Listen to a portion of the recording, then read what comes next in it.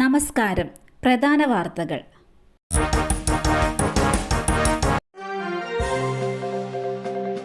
പെരിങ്ങൽകുത്ത് ഡാമിന്റെ sluice valve തുറന്നു. ജാഗ്രത പാലിക്കണമെന്ന് നിർദ്ദേശം. ചാലക്കുടി പുഴയുടെ തീരത്തുള്ളവർ ജാഗ്രത പാലിക്കണമെന്ന അധികൃതർ നിർദ്ദേശം നൽകി. വൃഷ്ടിപ്രദേശത്ത് ശക്തമായ മഴയാണ് പെയ്യുന്നത്.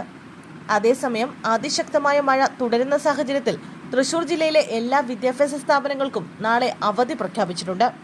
മുൻകരുതൽ നടപടിയുടെ ഭാഗമായാണ് അവധി പ്രഖ്യാപിച്ചിരിക്കുന്നത്. സ്കൂളിലെ തെരഞ്ഞെടുപ്പ് വിജയാഘോഷത്തിനിടെ പോലീസിന് നേരെ കയ്യേറ്റം. കോഴിക്കോട് അവിടനെല്ലൂർ ഹയർ സെക്കൻഡറി സ്കൂളിലെ തെരഞ്ഞെടുപ്പ് വിജയാഘോഷത്തിനിടെ പോലീസിന് നേരെ കയ്യേറ്റം. സംഘർഷം ഒഴിവാക്കാൻ ശ്രമിക്കുന്നതിനിടെയാണ് എസ്ഐമാരായ സുജിലേഷ്, സത്യജിത്ത് എന്നിവരെ കയ്യേറ്റം ചെയ്തത്.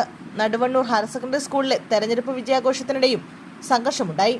വിദ്യാർത്ഥി സംഘങ്ങൾ തമ്മിൽ ഏറ്റുമുട്ടി. രണ്ട് സംഭവങ്ങളിലുമായി കണ്ടാലറിയാവുന്ന 100ഓളം പേർക്കെതിരെ ബാലുശ്ശേരി പോലീസ് കേസെടുത്തു. അതിശക്തമായ കാറ്റും മഴയും. പാലക്കാട് 2 യുവാക്കൾ ഒഴുക്കിൽപ്പെട്ടു. പാലക്കാട് പരുന്തമ്പാറയിൽ 2 യുവാക്കളെ ഒഴുക്കിൽപ്പെട്ട് കാണാതായി. ഭവാനിപ്പുഴയിലാണ് ഇരുവരും ഒഴുക്കിൽപ്പെട്ടത്. തമിഴ്നാട് കോയമ്പത്തൂർ സ്വദേശികളായ പ്രദീപ് രാജ്, ഭൂപതി രാജ് എന്നിവരെയാണ് കാണാതായിരിക്കുന്നത്. യുവാക്കൾക്കായി തിരച്ചിൽ തുടങ്ങിയിട്ടുണ്ട്. അതേസമയം പാലക്കാട് ജില്ലയിൽ ശക്തമായ കാറ്റും മഴയും തുടരുകയാണ്. തുടർന്ന് ഒറ്റപ്പാലം ലക്കിടി നെല്ലിക്കുർശിയിൽ വീട് തകർന്നു വീണു. ഇന്നുച്ചയ്ക്ക് 2 മണിയോടെയാണ് സംഭവമുണ്ടായത്.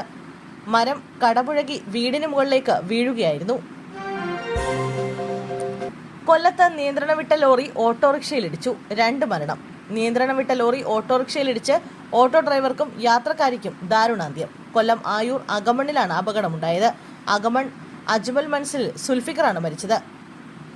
45 വയസ്സായിരുന്നു. യാത്രക്കാരിയായ ആയൂർ സ്വദേശി രതിയും അപകടത്തിൽ മരിച്ചു. ഭർത്താവ് സുരേഷിനെ ഗുരുതര പരിക്കുകളോടെ തിരുവനന്തപുരം മെഡിക്കൽ കോളേജ് ആശുപത്രിയിൽ പ്രവേശിപ്പിച്ചു.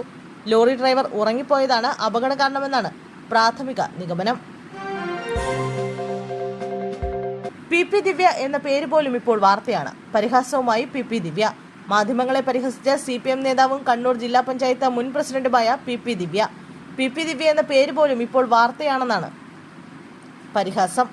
CPMനെതിരെ ഒരു വാക്ക് പറഞ്ഞാൽ മാധ്യമങ്ങൾ മഹാലക്ഷ്മിയാക്കുമെന്നും പി ദിവ്യ പറഞ്ഞു. DYFI കുറ്റിക്കോലിൽ സംഘടിപ്പിച്ച സമരസംഗമത്തിലാണ് പി ദിവ്യയുടെ വിമർശനം.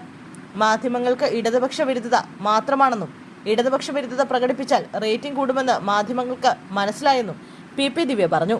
കോൺഗ്രസിനും BJPക്കുമൊപ്പം ചേർത്ത് വായിക്കേണ്ടതാണ് കേരളത്തിലെ മാധ്യമങ്ങളെന്നും പി ദിവ്യ വിമർശിച്ചു.